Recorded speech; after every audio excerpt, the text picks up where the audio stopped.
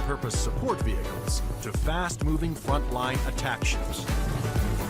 But in the high-tech wars of the future, speed alone is not enough. Information is the key. There's three elements that are critical to warfare.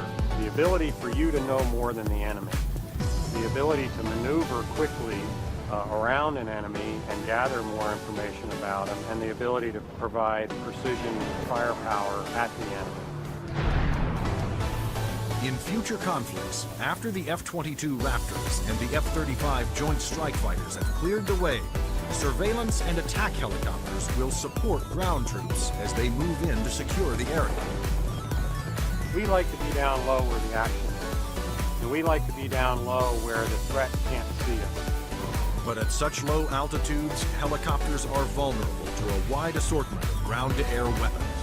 All the simple systems, the guns, unguided rockets, the surface-to-air missile, it's got to deal with all of that. It's got to deal all of it effectively. The Pentagon has responded with a two-pronged strategy to counter this threat: inexpensive, expendable unmanned helicopters and stealthy manned helicopters. Unmanned helicopters will be primarily used for surveillance and for gathering targeting information. Fire Scout, designed by Northrop Grumman, was specifically developed to take off and land on Navy ships. However, the key to creating a successful manned helicopter for future combat is to make it stealthy like the F-22. But the question is, can it be done? Achieving stealth in a helicopter is different from stealth in a fixed-wing aircraft. You're concerned about different signatures, radar reflectivity, infrared, noise, all things that will give away an aircraft position. Those signatures, like heat, smoke, and sound, put helicopters and their pilots at serious risk over the battlefield. All the small shoulder-fired missiles, which are very effective against helicopters, are heat-seeking infrared systems. The challenge for engineers was to create a quiet helicopter with very few signatures and a small radar cross-section. And that's exactly what Sikorsky has done with the new RAH-66 Comanche. In the Comanche, with all the stealth capabilities, we can defeat the radar threat.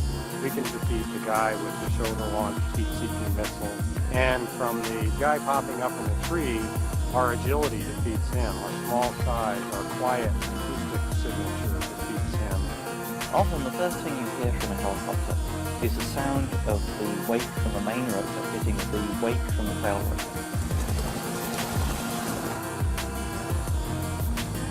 In the Comanche, the fan tail is shrouded, so there is no interaction between the fan blade tips and the main rotor tips, and it's also canted slightly.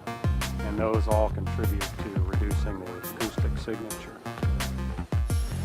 Engineers also experimented with the main rotor to find a quieter design.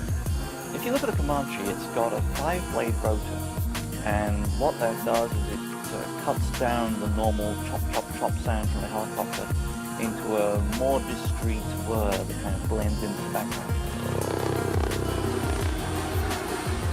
Reducing the heat signature of a helicopter is also essential to making it more survivable.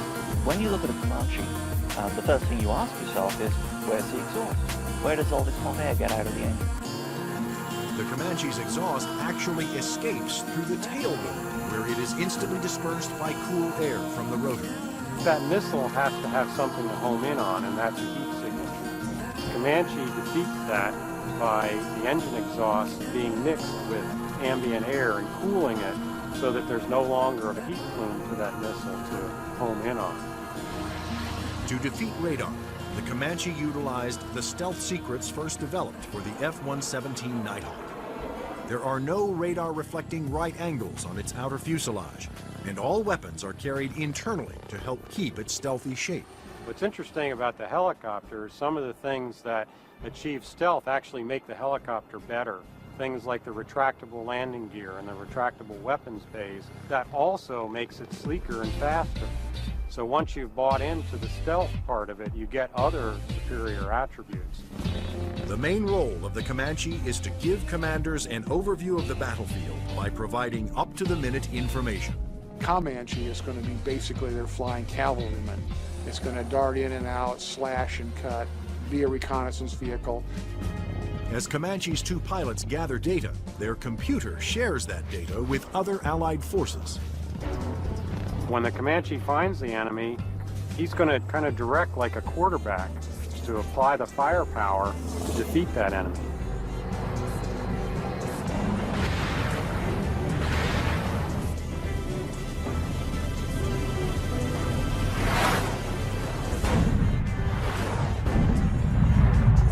Engineering advances have also made the Comanche one of the easiest and most forgiving helicopters to fly. One thing that Comanche brings that other previous generation helicopters can't bring to the table is the pilot can maneuver the Comanche in virtually any axis without fear of exceeding any limits. Although it will be used primarily for reconnaissance, the Comanche will also be armed for self-defense. The Comanche is capable of carrying a wide array of weapons, all the way from guided missiles using a laser guidance system, heat-seeking missiles, which would be more of an air-to-air weapon, or unguided rockets, and also the latest Hellfire is pretty much a fire and forget. In addition, Comanche's pilots can ask Allied aircraft to fire missiles their way, and can then take over and guide those missiles to their targets.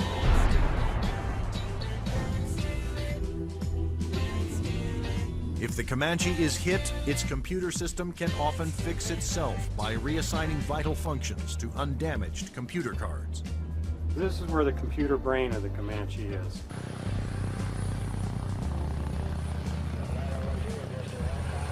In support of its reconnaissance mission, Comanche can control as many as 5 unmanned aircraft. When the Comanche may be employed, it may have little vehicles that it launches out, so it has its own little eyes over the hill so it can see what's going on without putting itself at risk.